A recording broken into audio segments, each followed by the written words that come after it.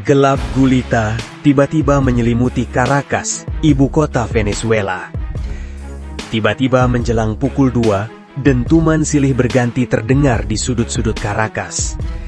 Asap tebal membubung tinggi terlihat di atas kota. Operasi Absolute Resolve pun digelar. Target utama operasi militer Amerika Serikat itu adalah menangkap Presiden Venezuela, Nicolas Maduro. Operasi pada Sabtu dini hari itu berlangsung selama kurang lebih 2 jam 20 menit. Sebelum operasi itu digelar, unit khusus dari pasukan Delta mempersiapkan serbuan itu selama berbulan-bulan. Di sisi lain, kisah sukses dari misi tersebut tak lepas dari adanya bantuan dari orang dalam. Seiring Caracas dibalut gelap gulita, sejumlah sasaran strategis seperti pelabuhan, bandara, pusat pertahanan udara, dan pangkalan militer Venezuela dihantam bom. Terdengar ledakan dahsyat, kaca-kaca jendela hancur, lalu asap tebal menghalangi penglihatan kami, kata Ana Vanessa Herrero, wartawan Venezuela kepada BBC. Kami terbangun pukul 1.55 akibat suara ledakan dan derum suara pesawat terbang. Seluruh kota dalam keadaan gelap gulita. Hanya ada cahaya dari ledakan yang terjadi, kata Daniela, seorang saksi kepada BBC. Menurut dia, para tetangga di apartemennya saling mengirim pesawat lewat telepon genggam.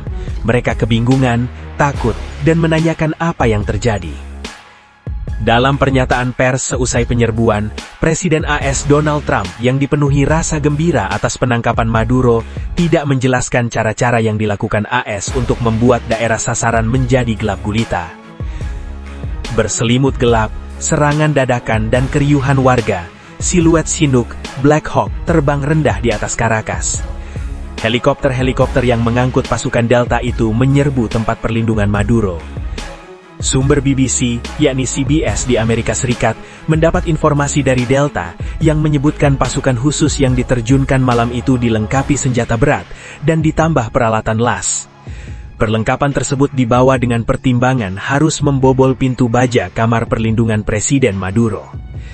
Menurut Kepala Staf Angkatan Bersenjata AS, Jenderal Dan Kane, yang juga Kepala Staf Militer AS, pasukan Delta tiba di sasaran tidak lama setelah serangan awal, yaitu pukul 2.10 waktu setempat. Saat serangan terjadi, Maduro diketahui tengah bersembunyi di sebuah safe house, sebuah benteng di jantung Caracas. Saat pasukan Delta diterjunkan ke lokasi itu, mereka sempat disambut tembakan. Tembakan itu mengenai sebuah helikopter, namun menurut Kane, helikopter tersebut masih dapat dikendalikan, dan pasukan Delta tetap bergerak cepat dan disiplin. Trump menimpali, pasukan itu tiba bertepatan dengan saat Maduro nyaris masuk ke ruang perlindungan yang dibentengi dengan pintu baja tebal. Selain benteng yang kuat, Maduro juga disebut-sebut dijaga oleh prajurit-prajurit asal Kuba. Mereka menanti kita, mereka tahu kita akan menyerang, kata Trump. Menurut Trump, Maduro sempat menggapai pintu baja tersebut, tetapi belum sempat menutupnya. Dia, Maduro, berusaha masuk ke ruang perlindungan. Itu pun tidak aman, karena bisa kita hancurkan dalam 47 detik, kata Trump. Ditanya apakah Delta dapat membunuh Maduro dalam operasi tersebut, Trump mengatakan itu bisa saja terjadi. Dalam serbuan kilat itu, beberapa prajurit AS tertembak, tetapi tidak ada yang tewas. Sementara itu, belum ada keterangan mengenai jumlah korban dari pemerintah Venezuela. Secara alamiah, utara Caracas dilindungi bentangan pegunungan sehingga menyulitkan pasukan pendarat musuh dari arah laut. Serbuan cepat yang dinilai paling memungkinkan adalah melalui udara. Untuk menyiapkannya, Washington perlu mempersiapkannya selama berbulan-bulan. Satu tim mata-mata termasuk orang dalam Maduro selama berbulan-bulan memantau kegiatan dan kebiasaan harian Maduro. Mata-mata tersebut melekat bersama Maduro. Hasil pantauan tim itu menjadi pegangan berharga bagi pasukan khusus AS.